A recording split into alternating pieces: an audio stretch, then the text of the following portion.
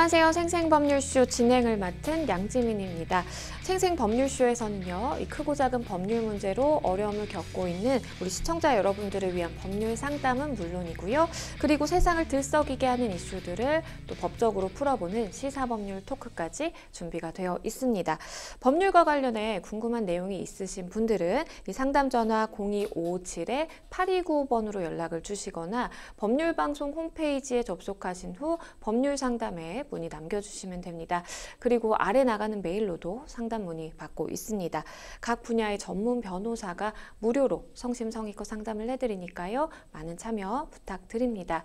그리고 지금 이 방송은 유튜브를 통해서도 실시간으로 함께 방송이 되고 있습니다. 많은 시청 부탁드리겠고요. 저희가 또 유튜브를 통한 소통의 창구도 열어두도록 하겠습니다. 그럼 오늘 도움을 주실 변호사님 소개해 드리겠습니다. 법무법인 수도의 박미랄 변호사님 나오셨습니다. 안녕하세요. 안녕하세요. 변호사 박미랄입니다. 네, 오늘 박미랄 변호사님과 함께 시작해 보도록 하겠습니다. 생생법률쇼, 그럼 오늘 접수된 상담 내용부터 함께 만나보시죠. 제 과실은 없어요. 책임감 없는 여행사, 혼내주고 싶어요. 아파트 묻지마 투척, 그 보상은? 하루 종일 일했는데 6시간만 일했다? 이렇게 오늘 4가지 상담 접수가 되어 있습니다. 잠시 후 박미랄 변호사님과 함께 자세히 짚어보도록 하겠고요. 시청자 여러분들도 끝까지 어떤 해결책이 제시되는지 함께 해주시면 되겠습니다. 여러분은 지금 생생법률쇼와 함께하고 계십니다. 쉽사리 해결되지 않는 법률 문제를 끌어안고 있다면 지금 생생법률쇼와 함께 하시죠. 법률 고민이 해결되는 가장 쉬운 방법을 소개해 드릴게요. 첫째, 02557-8295번으로 전화를 한다. 둘째, 법률방송 홈페이지에 접속해서 법률상담 게시판에 문의를 남긴다. 셋째, 지금 화면에 나오고 있는 이메일 주소로 사연과 연락처를 보낸다. 생생법률쇼가 자랑하는 각 분야의 전문 변호사가 여러분의 더부룩한 속을 뻥 뚫어드립니다. 속 시원한 스파클링 법률 상담 프로그램 생생법률쇼, 지금 바로 전화 주세요. 네, 생생법률쇼에서는요, 매일 법과 관련된 상식에 대해서 알아보는 시간 준비해 두고 있습니다. 오늘 수요일에는요, 변호사가 알려주는 실전 소송 팁, 을지로 시작해 보도록 하겠습니다. 을들이 반드시 알아야 하는 법, 을지로. 오늘은 어떤 내용 가지고 오셨을까요? 네, 오늘은 형사소송 관련해서 형사소송에 자주 등장하는 용어와 그 개념에 대해서 설명해 드리겠습니다. 네, 형사소송. 사실 이제 많은 분들이 형사소송 자체에 대해서는 어떤 것이다 어렴풋하게는 아실 것 같은데, 구체적으로 사실 형사소송을 진행하다 보면 우리가 뭐 상소심 아니면 뭐 항고심, 상소를 한다, 뭐 상고를 한다, 이런 이야기들 사실 많이 듣거든요. 각 단어가 어떤 차이가 있는 걸까요? 네, 먼저 상소, 항고, 항소, 항고 너무 어렵습니다. 그렇죠. 네, 그렇죠. 정리를 좀 해볼게요. 우리나라는 기본적으로 특별히 법에 규정된 경우를 제외하고는 3심제를 채택하고 있습니다. 그러니까 1심, 2심, 3심 이렇게 3심제를 채택하고 있는데요. 네. 1심에 불복해서 2심으로 가는 것을 항소라고 하고 2심의 판결에 대해서 불복해서 3심으로 가는 것을 상고라고 합니다. 네. 근데 상소라는 것은 하급심 판결에 대해서 불복하면서 그 상급법원에 원래 판결의 취소나 변경을 구하는 절차를 의미하기 때문에 네. 항소와 상고를 통틀어 상소라고 합니다. 네. 형사소송에서 상소권자가 누가 있냐 하면은 형사재판에서는 피고인을 위하여 상소할 수 있는 사람은 피고인의 법정 대리인, 배우자, 직계 친족, 형제 자매 또는 원심의 대리인이나 변호인입니다. 그런데 다만 피고인의 배우자, 직계 친족, 형제 자매 또는 원심의 대리인이나 변호인은 피고인의 명시한 의사에 반해서는 상소할 수는 없습니다. 네. 네, 상소 어떻게 하는지 방식을 좀 설명을 드릴게요. 네. 상소 제기의 방식은 서면에 의해야 합니다. 그러니까 항소장이나 상고장을 법원에 제출을 하는 거죠. 그래서 말로 하는 구술에 의한 상소는 허용되고 있지 않습니다. 그리고 상소장은 상소의 대상인 판결을 한 원심 법원에 제출을 하여야 합니다. 그러니까 항소장은 아까 2심에 1심 법원에 불복하는 거라고 했잖아요. 네. 항소장은 1심 법원에, 상고장은 2심 법원에 제출하면 됩니다. 그리고 상소 제기 기간을 좀 볼게요. 네. 네, 항소 또는 상고의 제기 기간은 판결 선고일부터 7일입니다. 7일 이내에 해야 되는데요. 여기서 중요한 것은 민사소송하고 다르게 판결 선고일부터기 때문에 송달일은 아무 상관이 없다는 겁니다. 이 점에 좀 주의를 하셔야 될 것 같고요. 네. 또 주의할 것은 상소 기간 내에 포함된 공휴일이나 뭐 휴일 이런 것도 다 포함해서 상소 제기 기간을 계산을 하는데요. 그런데 만약에 공휴일이 상소 제기 기간의 마지막 날이다 하면 그 공휴일 다음 날이 상소 제기 기간이 되는 것이고요. 그리고 만약에 뭐 토요일이다, 일요일이다, 마지막 날이 토요일이다 그러면은 그 다음 월요일에 상소 제기를 하면 됩니다. 네. 그리고 보통 우편으로 제출을 많이 하는데요. 상소는 상소장에 이렇게 원심에 불복해요 상소합니다 이렇게 써서 제출을 하는데 그 법원에 원심 판결을 한 법원에 우편이 도달해야 됩니다. 그러니까 7일 이내에 도달해야 되기 때문에 굉장히 좀 촉박합니다. 그렇죠. 네, 그리고 상소장이 상소 제기 기간이 도가해서 그 다음에 법원에 도달하게 되면 이것은 상소가 낼 수 없어서 원심에서 상소 기각 결정을 합니다. 네. 그리고 상소 이유서라는 게 있어요. 우리가 네. 보통 항소장이나 상소장을 제출할 때는 원심 판결에 불복해서 항소합니다, 상고합니다 이렇게 그냥 단순하게 적어서 내거든요. 네. 예, 그래서 그렇게만 해가지고는 상소 재판이 열리진 않습니다. 그래서 20일 이에 언제냐면은 소송기록 접수 통지서라는 것을 받게 되거든요. 네, 소송기록 접수 통지서를 송달받은 때부터 20일 이내에 항소이유서 또는 상고이유서를 제출해야만 합니다. 근데 그 항소이유서나 상고이유서에 뭐라고 적어야 하냐면 보통 이제 말씀드렸듯이 항소장이나 상고장에는 불복합니다라고만 그렇죠. 되어 있잖아요. 그래서 그 불복하는 이유, 내가 왜 불복하는지를 상세히 기술해서 자유롭게 쓰면 됩니다. 예를 들면은 뭐 원심 판결의 형이 너무 무겁습니다. 그렇죠. 예, 그렇게 한다면 저는 유죄 판결을 받은 경우에 저는 무죄를 주장합니다라고 할 수도 있고요. 근데 여기서 좀 특별한 것은 그 사형이나 상고심에서는 이제 제가 말씀드린 건 항소심에서 네. 항소 이유서고요. 상고심에서는 사형이나 무기 또는 10년 이상의 징역이나 금고가 선고된 사건이 아니면 양형부당, 그러니까 이게 너무 처벌이 너무나 무거워요, 부당해요라는 이유만으로는 상고 이유서를 제출할 수 없고 상고 이유를 할 수 없습니다. 상고 이유로 할 수 없습니다. 그리고 마지막으로 불이익 변경 금지 원칙이 적용이 되는데요. 네. 검사는 상소하지 않고 피고인만 상소한 경우에 그 경우에는 상소심 법원이 피고인에게 그러니까 원심 판결의 형보다 더 무겁게 선고를 할 수가 없습니다. 네, 이게 사실 이제 민사소송 절차와 좀 구분이 되는 부분도 있고 반드시 또 알아야 되는 것이 말씀해 주신 것처럼 기간이 정해져 있는데 그게 지나서 사실은 이제 내가 어떠한 불복을 하려고 하더라도 그게 또 되지 않다 보니까 그 기간에 또 주의를 하셔야 된다는 점 잘 알아두시면 좋겠습니다. 형사소송 과정 중에 또 구속이 되는 경우도 있잖아요. 어떤 경우일까요? 네, 구속은 지난번에도 제가 한번 설명을 드렸는데 구인과 구금을 포함한 개념입니다. 네. 그래서 구속은 기본적으로 피의자의 자유를 제한하게 되는데요. 그 목적은 형사재판에 출석할 것을 보장하고 증거인멸을 방지해서 실체적 진실 발견에 기여하고 또 확정된 형벌을 집행하기 위한 것으로 그 형사소송의 진행과 형벌의 집행을 확보하기 위한 제도입니다. 네. 근데 구속을 아무나 어떻게 그냥 할 수 있는 건 아니고요. 그쵸. 가두고 싶다고 뭐 자유를 제한하고 싶다고 할 수 있는 것은 아니고요. 구속은 영장주의라고 해서요. 체포나 구속은 원칙적으로 적법한 절차에 따른 영장이 제시되어야만 합니다. 보통 검사가 영장을 발부하는 것으로 오해를 많이 하는데요. 구속영장은 검사가 청구를 하는 것이고 법원에 영장은 법원에서 발부합니다. 네, 그래서 피의자가 죄를 범하였다고 의심할 만한 상당한 이유가 있고 일정한 주거가 없거나 증거인멸할 염려가 있을 경우 또는 도망하거나 도망할 염려가 있는 경우 뭐 등등등 사유가 있는 경우에 검사가 관할 법원에 영장 청구를 해서 영장이 발부되면 이제 피의자를 구속하는 거지요. 그리고 사법경찰관은 검찰이 영장 발부 신청을 청구하는 것에 대한 신청을 할 수 있는 것입니다. 네. 그리고 이제 형사소송 부분에 있어서는 이제 가장 중요한 게 내가 어느 정도의 이제 형량을 선고받느냐. 이게 또 가장 중요할 텐데, 집행유예 선고 받으시는 분들도 굉장히 많잖아요. 네. 집행유예에 대해서도 좀 설명을 해주시죠.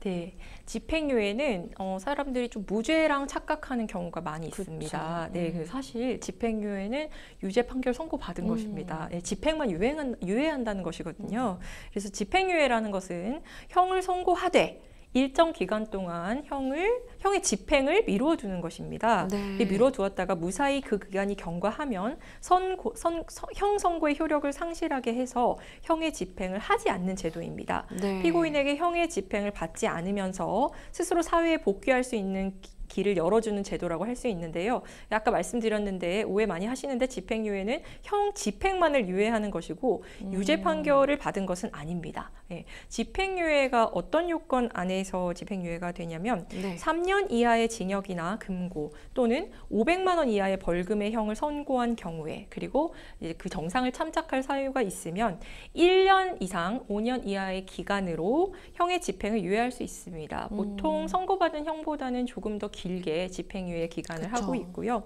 다만 금고 이상의 형을 선고한 판결이 확정된 때부터 그 집행을 종료하거나 면제된 후에 3년까지의 기간에 범한 죄에 대해서 형을 선고하는 경우에는 형의 집행을 유예할 수가 없습니다. 네, 그리고 형법 제51조에 정해진 양형의 조건들, 그러니까 피고인의 연령이나 그러니까 언제 집행유예 받아요 이런 질문 많이 하시거든요. 근데 집행유예에는 이제 양형 조건이 많이 고려가 되는데요. 그렇죠. 예를 들면은 범행을 어떻게 했는지, 먼저 계획했는지, 아니면 연령이나 가정 환경, 그렇죠. 형편 이런 거를 또 많이 보고요.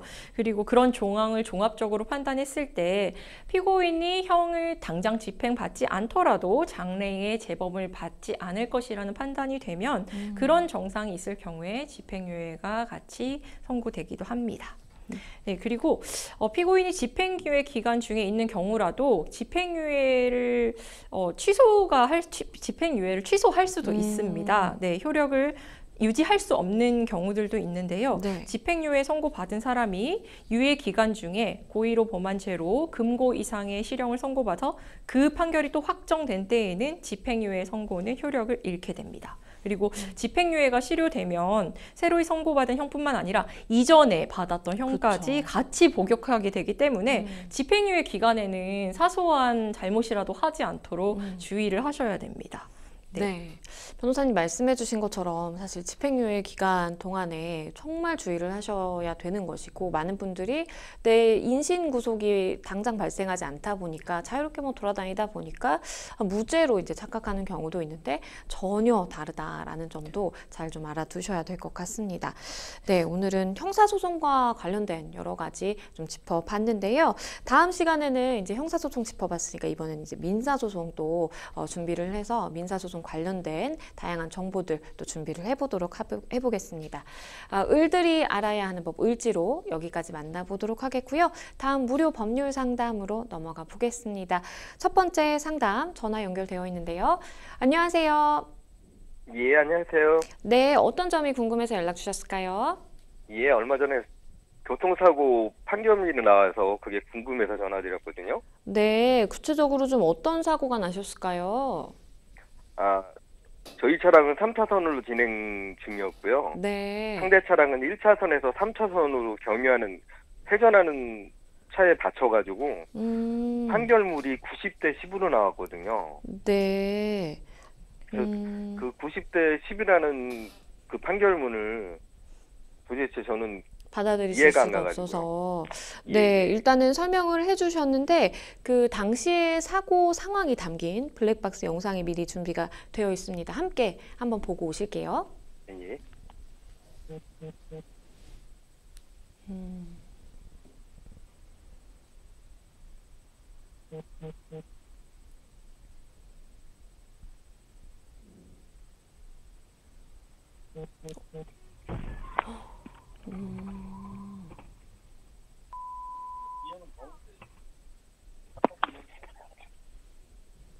네, 일단 저희가 영상을 함께 이제 살펴봤는데 우리 상담자분은 이제 주행 중이셨고 그런데 갑자기 1차로에 있던 이제 버스 차량이 갑자기 이제 좀 진로를 변경하는 듯한 그런 모습을 보였고 결국에는 충돌하는 그런 장면이 좀 담겨 있었습니다. 제 옆에 박미랄 변호사님 함께 듣고 계셨고요. 이 블랙박스 영상도 함께 보셨는데요. 좀 더 자세하게 말씀 나눠 보실게요. 네, 안녕하세요. 박미랄 변호사입니다. 예, 안녕하세요. 네, 제가 블랙박스 영상 한번 다시 보면서 설명해 드리도록 하겠습니다. 그 영상 한번 다시 볼 텐데요. 다시 보겠습니다. 먼저 좌회전 대기하다 좌회전 하는데 옆 차량과 함께 좌회전 합니다. 지금 무리하게 버스가 들어오는 버스 때문에 3차선으로 이동했는데 버스 정류장 보이고 여기서 충돌 사고가 나지요. 예. 네, 일단 대형 차량과 충돌하셨는데 좀 많이 다치진 않으셨나요, 당시에? 2주 진단 받았습니다. 아, 네, 지금은 회복하신 상태인가요? 예. 네, 그리고 법원에 지금 1심까지 진행된 상태인 것 같아요. 예. 네, 그래서 항소심을 고려하는 상태인가요? 예, 가능하면 해보려고. 아, 네. 그래서 혹시 과실이 상대방이 백이 될 수 있는지를 지금 고려하고 계신 것 같네요. 예. 네. 사연자분 너무 억울해서 혹시 100% 과실을 상대방이 받아서 항소할 수 있을지를 한번 살펴보도록 할게요. 예전에는 거의 100% 과실이라는 것이 거의 없었습니다. 예, 좀 아실지 모르겠는데 거의 100% 과실을 인정하는 경우가 별로 없었는데 좀 최근에 들어서 법원에서도 100% 과실이다, 상대방 100% 과실이다 한쪽이 그런 사례들이 판례들이 나오고 있고요. 그 판례에 따라서 그 법원 판례를 참고해서 손해보험협회의 과실 비율 인정 기준이라는 것이 있거든요. 그 과실 비율 인정 기준이 개정되면서 좀씩 달라지고 있습니다. 그래서 이제 한마디로 100% 과실, 일방의 100% 과실 비율도 많이 인정되고 있습니다. 근데 제가 개념을 좀 설명을 해드릴게요. 먼저 과실이라는 것이 어떤 기준으로 어떻게 인정되는지를 먼저 설명을 드릴게요. 먼저 과실이라는 말은 일반인 기준으로 주의 의무를 게을리한 잘못을 의미를 합니다. 그래서 형법에서도 과실범을 판단할 때는 하나의 지표로 회피 가능성이나 예견 가능성 이런 걸 지표로 사용하는데요. 그 개념이 교통사고 과실 비율을 적용할 때도 종종 등장합니다. 그래서 예견 가능성이라고 하면 말 그대로 일반인이 사고를 예견할 수 있었는지, 그리고 회피 가능성은 그 사고를 예견했다면 그 사고를 회피할 수 있었는지, 방지할 수 있었는지, 이제 그 회피 가능성이 있었는지 판단하는데요. 예를 들어서 예견 가능성이 전혀 없다라고 우리 법원이 판단한 판례를 보자면요.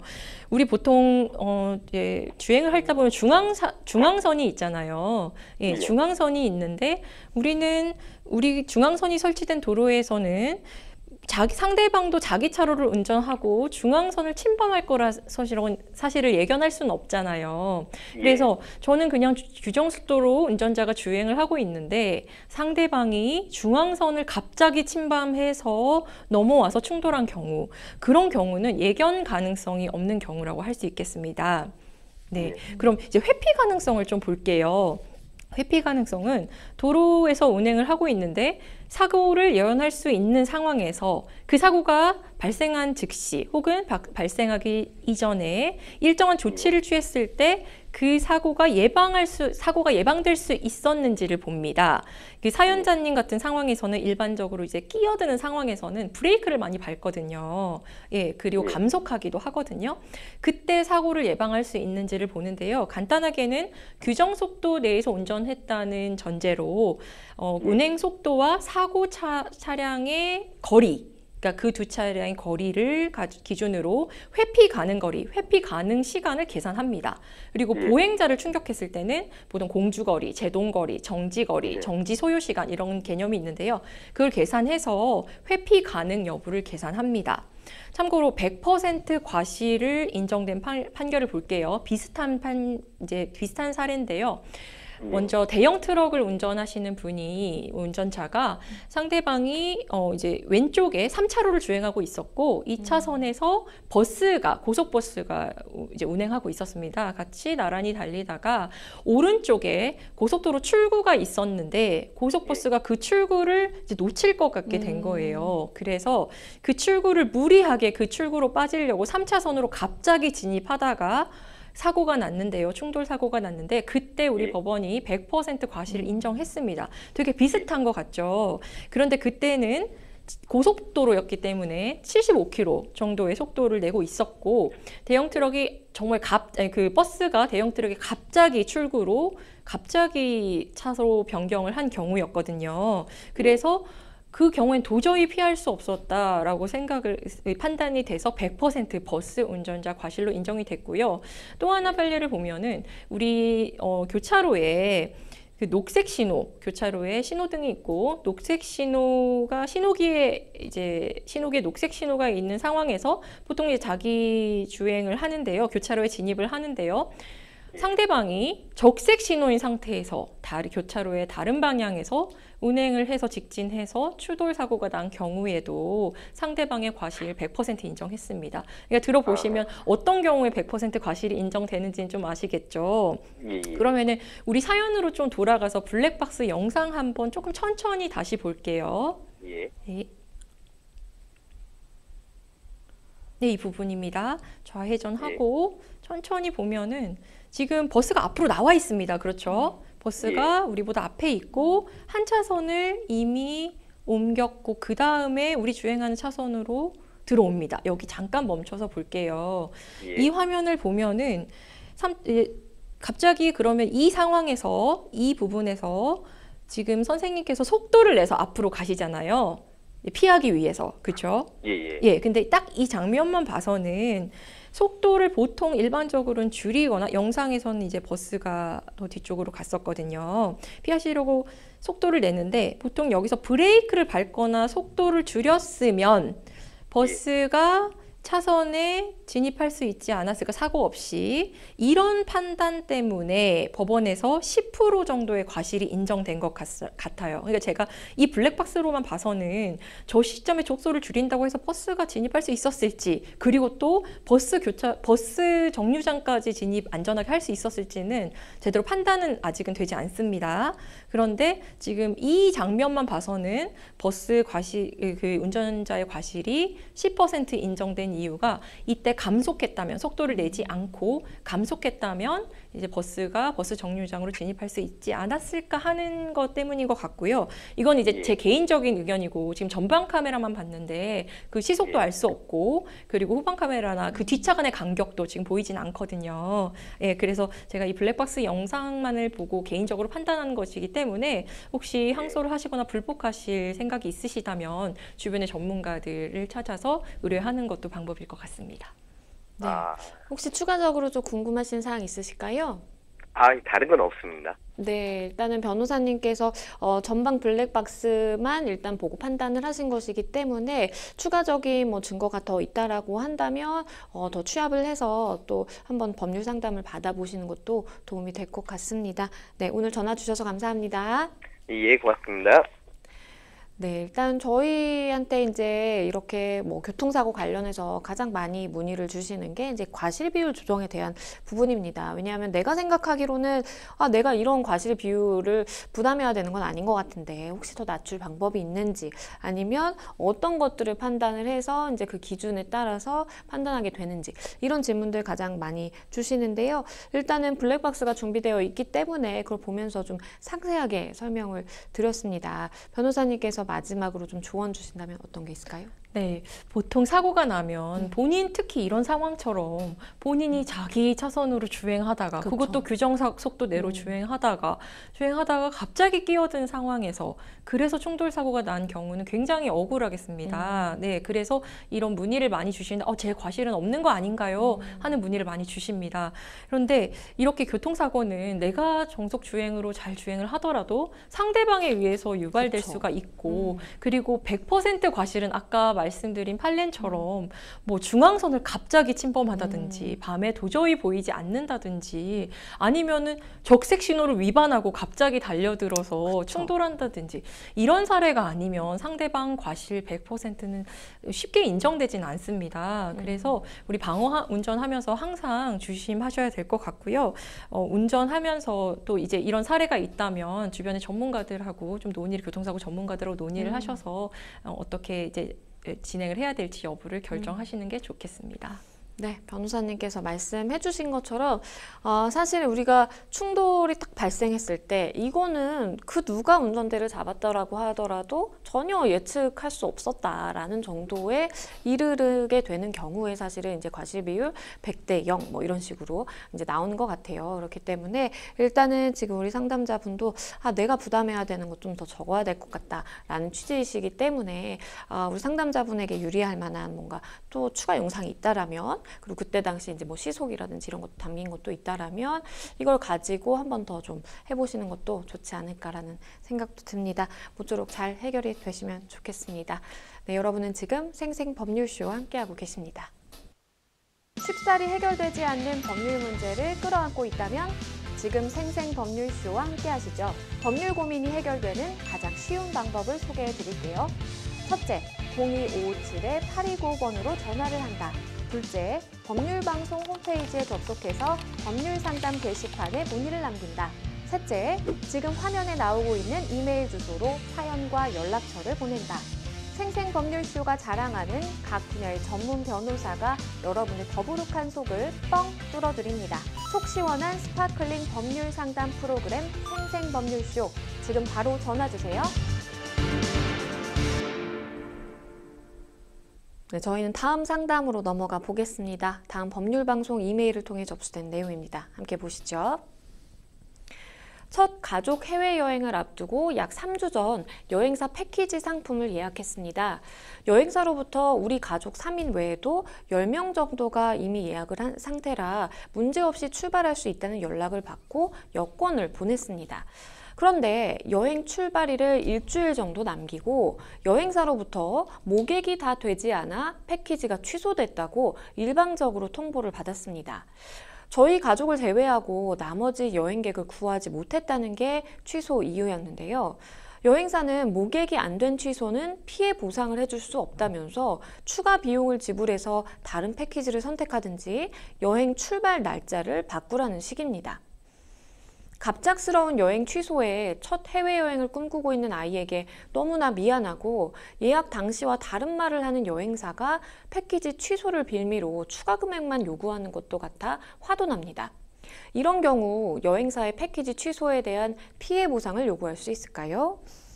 일단 첫 가족 해외여행이라고 해주셨어요. 그렇기 때문에 이 아이가 얼마나 기대를 했을지, 그리고 사실 여행을 딱 날짜를 잡아놓으면 그 전에 준비해야 될 게 굉장히 많잖아요. 그리고 딱 코앞에 닥쳐서 이렇게 취소되면 다른 것도 잡을 수도 없어요. 그럼요. 그렇기 때문에 얼마나 당황스러우실지 이해가 되는데 실제로 이런 분쟁이 많나요? 네, 코로나 종식 이후에 네. 해외여행 급격히 증가했습니다. 그쵸. 네, 엄청나게 많이 해외여행 가는데요. 그동안 못 갔던 한을 담아서 맞아요. 해외여행 정말 많이 다닙니다. 그래서 여행사들이 여행 상품을 다양하게 판매를 하고 있는데요. 특히 이제 패키지 상품 같은 경우 여행 상품이 늘어나고 수요가 좀 있으면서 네. 패키지 상품을 일단 남발해서 판매하는 경우가 있습니다. 그래서 여행사와 관련한 분쟁이, 왜냐하면 패키지 상품을 많이 남발해 놓으면 인원이 모집되지 않는 경우가 많고, 그렇겠죠. 예, 그렇게 되면은 취소를 해야 되는 상황이 발생하니까 그에 따라서 분쟁이 지금 크게 증가하고 있습니다. 어쨌든 우리 상담자분 같은 경우는 그 해당 날짜 여행을 갈 것으로 생각을 하고 잔뜩 기대에 부풀어 있었는데 이렇게 이제 모객이 되지 않아서 취소해야 된다라고 연락을 받으신 거잖아요. 그러면 이제 계약금 돌려주는 거 외에도 뭔가 나의 이러한 손해에 대해서 다 이제 손해배상해라 라고 요구할 수 있을까요? 네, 일단 여행 계약부터 설명을 해드릴게요. 우리 패키지 여행 준비하셨다고 했는데요. 네. 네, 패키지 여행은 일반 모집 여행 내지 기획 여행이라고 하는데 주최자가 여행 목적지, 일정, 경비 이런 것들을 모두 다 정해서 주최를 하기에 주최 여행이라고도 합니다. 근데 우리 민법에서는 원래 매매나 임대차 계약, 우리가 이제 쉽게 된 증여 계약 이런 계약을 전형 계약이라고 해가지고 네. 14종의 전형 계약이 있었습니다. 그런데 2015년 2월에 민법을 개정해서 여행 계약을 전형 계약으로 신설합니다. 네. 그러니까 이제는 여행 계약이 포함돼서 민법의 전형 계약은 15종이 된 거죠. 15종의 전형 계약이 민법에 있는 것인데요. 그 민법에 규정된 여행 계약의 의의를 보면 여행 계약은 당사자 한쪽이 상대방의 운송, 숙박, 관광 또는 그 밖의 여행 관련 용역을 결합하여 제공하기로 약정하고 네. 상대방이 그 대금을 지급하기로 하면 효력이 생긴다라고 규정을 하고 있습니다. 그리고 우리 민법 674조의 3에서는 여행자는 여행을 시작하기 전에는 언제든지 계약을 해제할 수 있다라고 규정되어 있습니다. 네. 다만 여행자는 그렇게 해제할 때는 상대방에게 발생한 손해를 배상하여야 한다라고 규정하고 있습니다. 그러면 내용을 보면은 민법상으로는 여행자는 여행 개시 전에 손해를 배상하면서 언제든지 계약을 해제하는 것으로 나와 있긴 한데요. 근데 방금 살펴본 데서 보면은 여행사가 주체는 아닙니다.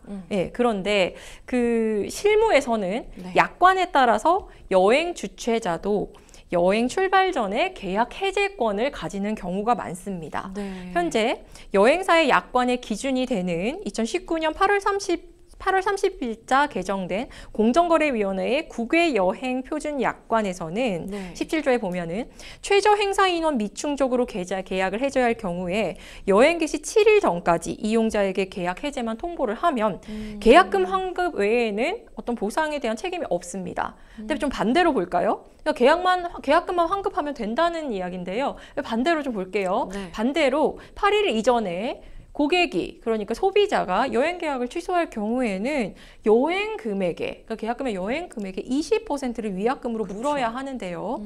이렇게 거의 동일한 시점인데도 그렇죠. 소비자가 취소할 때는 수수료를 물고 여행사가 취소할 때는 계약금 돌려주는 것 위에는 손해배상이 없기 때문에 네. 그런 이제 불합리함이 많이 지적되고 있습니다. 말씀해 주신 것처럼 사실 이제 비슷한 기간을 놔두고 앞두고 취소를 하는 경우에는 계약 당사자의 누가 취소하든지 간에 사실은 이제 위약금이라든지 뭔가 그런 기준이 명확하고 또 동일해야 될 것 같다는 생각이 드는데 그게 아니라는 것이 참 안타까운 것 같은데요. 일단은 계약 체결 당시에 출발 여부에 대해서 계속 확인을 했고 모객 되는 거 맞나요? 우리 가는 거 맞죠? 라고 계속 구두 확인을 받은 경우라고 한다면 그런데 실제로 이렇게 모객도 되지 않았고 뭐 이런 경우라고 하더라도 마찬가지로 봐야 되나요? 네, 이번 사례가 제가 좀 의아하게 생각됐던 것은 보통 이제 문의를 하거나 답변을 여행사에서 줄 때는 문의에 대한 답변을 줄 때는 규정, 그러니까 우리가 계약했을 때 계약서에 내용된 계약 규정에 따라서 답변을 하거든요. 그렇죠. 그리고 아니면 그 약관에 따라서 답변을 하는데 네. 보통 여행 계약 대신 출발 여부에 대해서 여러 차례 확인을 했다면 그리고 확답을 받았다면 계약 당시 작성되었던 그 계약서에 아마 그 작성된 계약 조항에 의해서 답변을 받았을 것이고요. 그렇다면 그런데도 여행이 해제되었다면 여행사는 여행 계약에 따른 손해를 배상해야 될 의무가 있겠습니다. 그러면 이렇게 여행사의 뭔가 과실이라든지 뭔가 잘못으로 인해서 이렇게 손해배상 책임이 있다라고 인정된 실제 좀 사례가 있을까요? 네, 제가 판례를 좀 봤는데요. 네. 우리 판례를 보면은 뭐 특별한 경우를 특별히 어떤 사례가 드러나진 않고 네. 우리 판례는 기본적으로 소비자가 여행 계약을 체결했을 때 그 체결한 계약 내용 그리고 여행에 관한 아까 말씀드린 그 민법의 여행 계약에 관한 규정에 의해서 판단을 합니다. 네. 근데 그 보통 계약서에 우리가 온라인으로 계약을 많이 하잖아요. 그렇죠. 그 계약서에 국외여행 표준 해외여행 같은 경우는 국외여행 표준 계약 그리고 국내 여행 같은 경우는 국내 여행 표준 계약에 따른다라고 명시가 되어 있습니다. 그래서 그 표준 계약에 따라 손해배상 책임을 인정합니다. 법원에서도. 네. 근데 국외여행 표준 계약 17조에는 아까 말씀드렸듯이 최저 행사 인원 미충족으로 계약을 해제하더라도 7일 이전까지만 여행사에게 통지하면 계약금만 반환하면 됩니다. 그리고 여행 출발 1일 전까지는 여행 요금의 30%, 당일 통지할 때는 여행 요금의 50%를 손해배상 금액으로 보통 규정을 하고요. 근데 이 기준은 방금 말씀드렸 말씀드렸듯이 여행 요금의 얼마인지가 기준이고요. 네. 그 국외 여행 표준 계약의 16조에 보면은 여행 출발 전 계약 해제에 따른 손해배상액은 공정거래위원회에서 고시한 소비자 분쟁 해결 기준에 의해 따른다 규정하는데요. 그 기준에 따르면 여행 참가자 수 미달로 여행 계약을 해제했을 때에는 사전 통지를 그러니까 지키지 못한 경우에 한해서 그 7일을 지키지 못한 경우에 한해서 계약금 환급하고 계약금의 100% 그러니까 2배죠. 이 2배를 위약금으로 배상해야 한다라고 규정되어 있습니다. 그래서 법원에서도 보통 이런 규정에 따라서 손해배상을 인정합니다.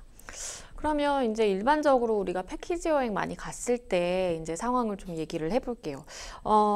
사전에 내가 계약하면서 듣지 못했던 이런 뭐 추가 비용이라든지 뭐 여행을 하면서 갑자기 이제 돈을 요구하는 경우가 있단 말이에요. 이런 부분 법적으로 문제가 될까요? 네, 방금 말씀해 주신 부분은 우리가 약속했던 급부의 내용을 변경한다는 것인데요. 급부 변경권은 민법에 규정되어 있지는 않습니다.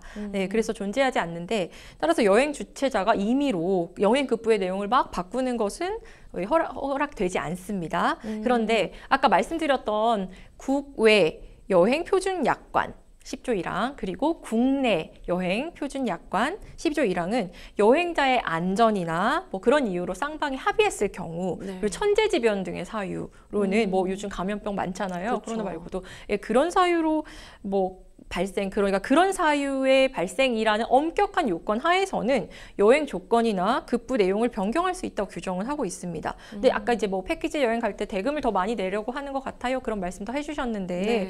여행 대금 증액도 일방적으로 요구할 수 없습니다. 네. 근데 아까 말씀드렸던 표준약관 10조 4항, 국내 표준약관 이런 걸 보면은 여행 조건 내지 여행 급부의 내용의 변경으로 인하여 증감 요인이 발생하면 여행 출발 전 이제 변경은 출발 이전에 여행 중 변경 부분은 종료 후 10일 이내에 각각 정산하도록 되어 있습니다. 네. 사실 이제 여름 휴가로 이제 떠나신 분도 계시고 아니면 계획을 가지고 계신 분들도 굉장히 많으실 것 같은데요.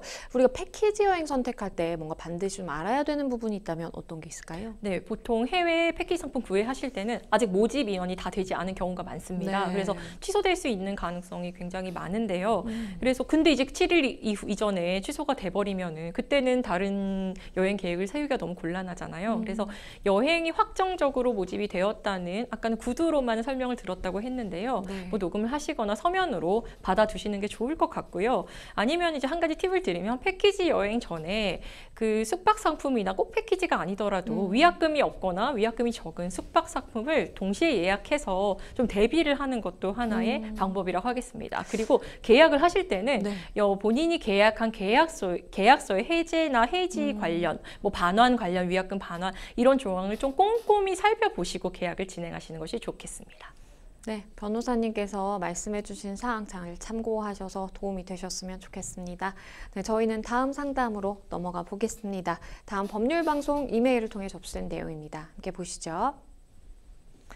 얼마 전 아파트 단지에서 묻지마 투척을 당했습니다.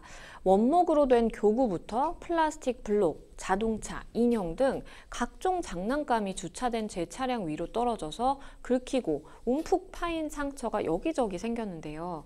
피해 정도가 심각한 건 아니지만 구입한 지 한 달도 채 안 된 차에 이런 일이 생기니 너무 속상하네요. 혹시 차를 타다가 누군가 던진 장난감에 저나 또 아이들이 맞았으면 어쩌나 하는 생각이 들어서 아찔하기도 하고요. CCTV를 확인을 해봤지만 아직 가해자를 찾지는 못했습니다. 이런 경우 차량 수리비 어떻게 누구에게 청구할 수 있을까요? 일단은 아파트에 사시는 이제 분들이 요새는 뭐 굉장히 많잖아요. 그리고 이제 고층에 사는 이제 아이들도 있기 때문에 아이들이 이렇게 장난 삼아서 던지는 경우도 굉장히 좀 많은 것 같아요. 일단은 뭐 누가 다친 건 아니라고 말씀을 해주셔서 참 다행이기는 한데 이런 묻지마 투척으로 인해서 변호사를 찾는 분들 굉장히 많을까요? 네, 보통 묻지마 투척으로 인해서 뭐 오물을 투척하거나 뭐 그런 경우가 많이 있는데요. 아파트 단지, 고층 아파트 단지 내에서 많이 일어나고 있고, 그렇죠. 묻지마 투척으로 이제 이 사안처럼 차량만 파손된 사안인데요. 상해를 입거나, 네, 그런 그렇죠. 경우로 변호사 사무실 찾아서 민사소송 어떻게 해야 돼요? 형사소송 어떻게 해야 돼요? 그렇게 찾는 분들 계십니다. 근데 최근에 보도된 기사를 보면은 한 공무원이 44cm가 되는 경계석을 묻지마 투척을 해서 거기 배달원이 맞아서 사망한 네, 사례까지 보도되고 있습니다. 사실은 이제 황당하실 것 같아요. 누가 했는지도 모르고 CCTV 지금 찾아봤는데도 가해자를 찾지 못했다라고 말씀을 해주셨잖아요. 그러면 차량을 어쨌든 이게 긁히고 뭐 움푹 패였다라는 말씀을 해주셨으니까 수리를 해야 될 텐데 수리비 누구에게 청구를 해야 되나요? 가해자를 찾지 못했다면 원칙적으로 청구할 수 있는 대상이 없습니다. 네, 너무 안타깝지만 청구를 할 수 없고요. 그런데 보통 이제 관리업체나 그쵸. 네, 관리사무소에 청구할 수 있을까? 내가 위험이 이렇게 있었는데도 이 사고를 당했는데 그렇게 많이 질문을 하시는데 관리업체는 평소 시설물이나 뭐 안전보호 조치를 해야 될 의무는 있습니다. 그렇죠. 있는데 이 사안과 같이 전혀 예견할 수 없는 묻지마 투척이 언제 어떻게 떨어질지 모르는 그런 상황에까지 안전을 위해서 보호 의무를 해야 된다고 보기는 좀 어렵고요. 네. 예. 그리고 보통 건물 관리자에게 뭐 부여되는 손해배상 책임 같은 경우는 어떤 경우냐면은 뭐 맨홀 뚜껑이 항상 열리는 노후된 그렇죠. 맨홀 뚜껑인데 그거를 그냥 방치해가지고 사람이 다친 경우에 그런 경우에 뭐 과실치상 책임을 지게 한다든지 아니면 이렇게 뭐 소방 원래 방지 시설을 해둬야 되거든요, 건물 네, 소유자가. 그쵸. 근데 그거를 조사하지 않았는데 화재가 나서 사람들이 상해를 입은 경우, 이런 경우에 건물 관리자의 책임이 이제 주의 의무 위반을 인정합니다. 근데 만약에 묻지마 투척으로 가해자를 찾지 못하더라도 주택관리업체나 관리사무소, 그러니까 관리자의 손해배상 책임을 인정한 사례가 있습니다. 어떤 경우냐면 만일 사고가 아파트 옥상이나 뭐 공용 부분, 그러니까 복도 같은 공용 부분에서 투척한 물건으로 인해서 발생한 경우거나 거기 적재되어 있는 물건으로 인해서 사고가 발생했다면 그 경우에는 좀 가능할 수는 있습니다. 네. 150세대 이상의 승강기가 설치된 아파트나 300세대 이상의 아파트는 관리사무소라고 보통 부르는 주택관리업체가 관리하도록 하고요. 공동주택관리법에는 그 공용 부분에 대한 안전관리 의무가 있습니다. 그리고 그 주택관리업자가 고용하는 사무소장은 그 관리 의무가 있겠죠. 네, 그래서 그렇죠. 옥상이나 복도의 물건을 투척하지 않도록 지도하고 방지해야 될 의무가 있고요. 해당 공간의 물건을 적재하는 것을 방지를 해야 되는데 그 물건으로 인해서 사고가 발생했다면 손해배상 청구는 할 수 있습니다. 그런데 그거를 청구하기 위해서는 청구하는 자가 피해 사실과 그것까지 모두 다 입증을 해야 되기 때문에 상당히 어렵습니다. 그래서 이 사연의 경우는 그게 공용 부분이라는 게 확인되지 않는 이상 가해자를 찾지 못하면 손해배상을 청구하기 좀 어렵다고 보겠습니다. 그렇다면 만약에 이제 가해자 찾을 수 있다면 네. 처벌의 부분은 좀 어떨까요? 네, 고의로 물건을 떨어뜨려서 차량을 파손한 경우라면은 재물손괴죄의 형사처벌을 받겠고요. 네. 우리 형법의 일반 재물손괴죄로는 3년 이하의 징역 또는 700만 원 이하의 벌금에 처한다고 규정이 되어 있습니다. 근데 우리 대법원에서는 이 재물손괴의 고의를 인정함에 있어서는 반드시 계획적으로 내가 저 차량을 파손해야겠다, 손괴해야겠다라고 꼭 희망해야 되는 것은 아니고요. 그런 희망이 있어야 되는 것은 아니고요. 저 물건에 대한 손괴할 수 있다는 그러니까 손괴를 재물의 효용을 상실케 해야 되는 인식만 있으면 그렇죠. 재물손괴의 고의가 인정됩니다. 판례를 조금 소개를 해드릴게요. 네. 그 라면 국물 투척해가지고 차량에 5천 원 정도 세척비 든 사례에 대해서 30만 원 벌금형 선고했고요. 네. 화분 던져서 이 사례는 좀 비슷하죠. 본넷이 파손돼서 90만 원 상당의 수리비가 든 사례에 대해서는 피고인에게 벌금 200만 원을 선고한 사례가 있습니다. 그러면 이번 사례는 아무도 다치지 않았지만 만약에 누군가 다쳤다, 뭐 그런 경우에는 또 어떨까요? 네, 만약 우리 형법에는 특별히 과실범을 처벌하는 규정이 없으면 기본적으로 고의범에 관한 것입니다. 그래서 죄명은 고의를 기준으로 판단합니다. 예를 들어서 사람이 사망하는 결과가 나타났는데 네. 그 사망의 결과가 나타나는 것에 대해서 그 행위자가 만약에 폭행을 하려는 고의가 있었다면 폭행치사죄, 만약에 상해의 고의가 있었다면 상해치사죄가 되는 것이고요. 그리고 만약에 사망의 결과를 인식하고 있었다면, 예상하고 있었다면 살인죄가 적용되는 것이죠. 그리고 만약에 과실이라도 법에 규정이 되어 있기 때문에 사망의 결과에 대해서는 과실치사죄가 적용이 됩니다. 이렇게 형법의 죄명은 우리 고의를 가지고 판단을 하는데요. 이 사건의 경우에는 과실을 처벌하는 조항이 없기 때문에 실수로 떨어뜨린 경우에는 과실손괴죄라는 그쵸. 조문이 없어서 뭐 처벌을 받지 않는다. 근데 만약에 이 안에 사람이 타고 있어서 다쳤다라고 한다면 아까 다치거나 사망했다라고 한다면 아까 말씀드린 대로 뭐 사망했다면 상해치사, 그 고의에 따라서 달라질 수 있겠고요. 그 어떤 목적이 있냐에 따라서 상해죄 혹은 뭐 폭행치상죄 이렇게 고의에 따라서 달라질 수 있습니다. 참고로 재작년에 아까 말씀드린 44cm의 경계석을 투척해서 묻지마 투척해서 네. 배달원이 사망한 사건이 있잖아요. 네. 그 상황에서 우리 법원은 상해의 고의를 인정해서 상해치사죄가 되겠죠. 상해치사죄를 인정해서 양형기준상 권고형량 중 최고 수준인 징역 4년을 선고했습니다. 네, 일단은 가해자를 찾지 못한 상황이기 때문에 책임 소재가 좀 불명확한데요. 일단은 그래도 차량 고치시고 최대한 좀 누군가를 찾아보면 좋지 않을까라는 생각을 해봅니다. 잘 해결이 되시면 좋겠고요. 저희는 다음 상담으로 넘어가 보겠습니다. 다음 법률방송 이메일을 통해 접수된 내용입니다. 현재 공무원 시험을 준비하며 고시원 총무를 하고 있습니다. 딱히 정해진 근로시간은 없지만 보통 하루 12시간 이상 꼬박꼬박 일을 했는데요. 고시원 개방 시간 외에 휴식 시간에도 사용자나 입주민이 요구할 때는 수시로 고시원 관리 업무에 투입이 돼서 일을 했습니다. 그런데 월급을 받고는 깜짝 놀랐는데요. 고시원 총무 근무 시간이 하루 6시간만 산정이 된 겁니다. 사장님 말씀으로는 제가 공짜로 고시원을 이용하고 있고 휴식 시간과 일하는 시간 자체도 명확하지 않다고 하는데요. 너무 억울한데 제가 일한 만큼 급여를 받을 방법이 있을까요? 일단 사장님한테 들은 얘기가 뭐 휴게 시간과 근로 시간이 뭐 불명확하다 뭐 이런 이야기를 들으셨다고 하셨어요. 근로 시간과 휴게 시간 개념 어떻게 될까요? 네, 근로시간이란 근로자가 사용자의 지휘 감독을 받으면서 근로계약에 따른 근로를 제공하는 시간을 말하고요. 휴게시간이란 근로시간 도중에 사용자의 지휘 감독 아래서, 이 부분이 중요한데요. 사용자의 지휘 감독 아래에서 그 지휘 감독으로부터 해방돼서 근로자가 자유롭게 이용될 수 있는 시간을 의미합니다. 그러니까 근로시간은 그 사용자의 지휘 감독 아래에 있는 거고요. 휴게시간은 지휘 감독 아래에 해방되는 것이죠. 그래서 어떤 시간이 휴게 시간이고 어떤 시간이 근로 시간이냐라는 것을 일률적으로 판단되는 것은 아니고요. 사안에 따라서 개별적으로 판단합니다. 업무나 업종에 따라도 많이 다르게 판단되는데요. 네. 판단 기준으로는 취업 규칙, 뭐 단협이라고 하는 단체 협약 규정, 그리고 업무 내용, 수행 방법, 휴게적인 근로자에 대해서 아까 말씀드렸듯이 그 사용자가 그 감독권을 행사하고 있는지, 자유롭게 이용하고 있는지, 휴게 장소가 있는지, 실질적 휴식에 방해되는 요소가 없는지 그 사정들을 종합적으로 고려하여 개별적인 사안에 따라 판단합니다. 참고로 근로기준법상 1일 근로시간이 4시간 미만이면 휴게시간은 미부여해도 되고요. 만약 4시간 이상이고 8시간 미만인 경우에는 30분 이상, 그리고 8시간인 경우에는 1시간 이상의 휴게시간을 부여하여야 합니다.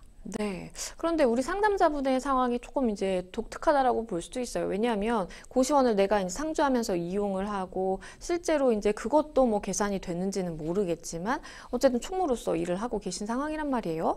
그러면 이런 시간에 대해서 이런 형태의 경우에는 근무 시간 계약을 좀 어떻게 해야 될까요?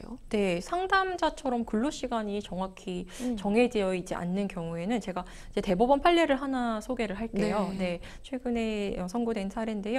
원고는 고시원에서 매일 오전 10시부터 밤 11시까지 고시원 총무 일을 했습니다. 네. 그래서 원고는 사용자를 상대로 이제 임금을 주지 않아서 임금 청구 소송을 제기했는데요. 근무 시간은 11시간이라고 주장을 했고요. 네. 근데 원심에서는 1 근무 시간이 주휴 시간 포함해서는 근로감독관이 산정한 4.1시간이라고 판단을 했고, 주휴시간 제외하면 3.6시간, 하루에 3.6시간 일했다고 판단을 한 거예요. 그래서 원심이 대법원에 상고했습니다. 근데 대법원은 사무실 개방 시간이 하루 13시간 전부를 인정할 수는 없다. 네, 그거를 근로시간으로 보기는 어렵지만 그 개방 시간 외에도 꼭 고시원 총무 일을 하면서 거기 안에서 앉아서 일을 하고 있지 않더라도 총무는 언제나 휴식 시간에도 업주인 사용자가 그렇죠. 부르거나 아니면 고시원에 이제 입주해 있는 입주민들이 원할 때는 또 민원을 처리해 줘야 되잖아요. 그렇죠. 그래서 그리고 또 주휴도 별도 부여받지 않는 것으로 보이기 때문에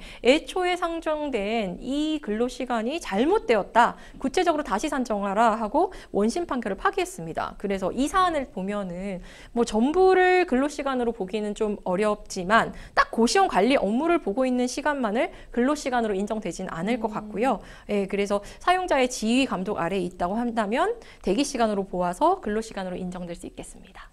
네, 마지막으로 그럼 간단하게 조언 주신다면 어떤 게 있을까요? 네, 하루에 12시간 이상 일을 했고요. 사실 제대로 임금도 받지 못했고 휴게 시간도 제대로 이용하지 못한 것으로 보여요. 예, 거기다가 이제 고시원 총무 일하시는 분은 꿈을 가지고 공부하시는 경우가